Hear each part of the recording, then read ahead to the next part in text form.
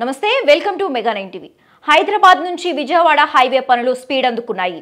ఈ మార్గం త్వరలోనే 6 లైన్స్ గా మార్చేందుకు కేంద్రం తాజాగా నోటిఫికేషన్ విడుదల చేసింది. ఇప్పటికే ప్రాజెక్టు డిపిఆర్ సిద్ధం చేయగా ఈ నెల 2వ వారంలో ఈ డిపిఆర్ ను ఎన్హెచ్ఏఐకి చెందిన project appraisal and technology scrutiny committee ముందు అధికారులు ప్రవేశపెట్టనున్నారు. ఈ డిపిఆర్ లో 4 వేర్వేరు ఆప్షన్లు పొందుపరిచారు. అందులో మొదటి ఆప్షన్ ప్రకారం మొత్తం 231.32 కిలోమీటర్ల మేర హైవేను విస్తరించనున్నారు.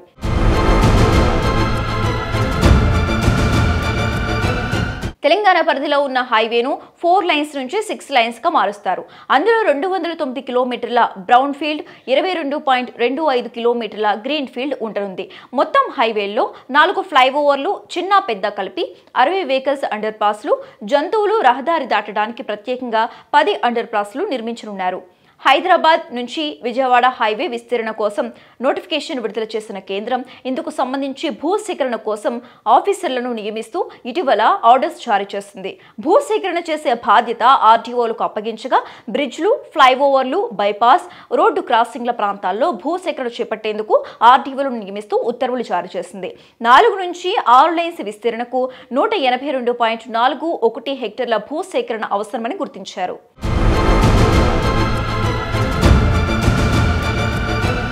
యాదాద్రి జిల్లా మల్కాపూర్ నుంచి ప్రారంభమై చౌటుప్పల్, చిట్యాల, నార్కెట్పల్లి, నకరేకల్, సూర్యాపేట, కోదాడ, నవాబుపేట, నందిగామ, కీసర, పరిటాల, ముళ్లపాడు, ఇబ్రహీంపట్నం, గుంటుపల్లి, గొల్లపూడి మీదుగా విజయవాడ కనకదుర్గ ఫ్లైఓవర్ వరకు విస్తరించనున్నారు. యాదాద్రి జిల్లా పరిధిలో మొత్తం 22 కిలోమీటర్ల హైవే ఉండగా ఇందులో యాదాద్రి భువనగిరి జిల్లాలో చౌటుప్పల్ మండలంలోని 9 గ్రామాల పరిధిలో 12 ప్రాంతాల్లో భూసేకరణ చేపట్టనున్నారు.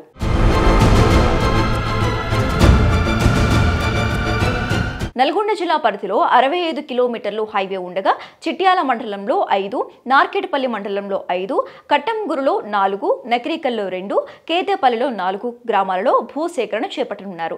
ఇక సూర్యాపేట జిల్లాలో 64 కిలోమీటర్లు ఉండగా సూర్యాపేట మండలంలో 4, చివ్వెంలలో 6, కోదాడలో 4, మునగాలలో 5 గ్రామాలలో భూసేకరణ చేపట్టనున్నారు. ఇక ఈ ప్రాజెక్టు కోసం కేంద్ర ప్రభుత్వం దాదాపుగా 10,000 కోట్ల భారీ వ్యయం అంచనా వేసింది. 2026 నుంచి 2027లో పనులు ప్రారంభమయ్యే అవకాశాలు ఎక్కువగా ఉన్నాయి. పిఏటిఎస్సి కమిటీ ఆమోదం అనంతరం నివేదికను public private partnership appraisal committee ముందు ఉంచుతారు. ఇక్కడ గ్రీన్ సిగ్నల్ లభించిన తర్వాత కేంద్ర కేబినెట్ ఆర్థిక వ్యవహారాల కమిటీ ముందు తుది ఆమోదం పొందనుంది. దాంతో ఎన్హెచ్ఐ టెండర్ ప్రక్రియకు కావాల్సిన ఏర్పాట్లు చేస్తోంది. ఈ దశకు మరో 2-3 నెలలు పట్టవచ్చని అంచనా వేస్తున్నారు. మొత్తంగా చూస్తే 2026 నుంచి 2027 సంవత్సరంలో ఈ భారీ రహదారి విస్తరణ పనులు ప్రారంభం కానున్నాయంటూ సమాచారం.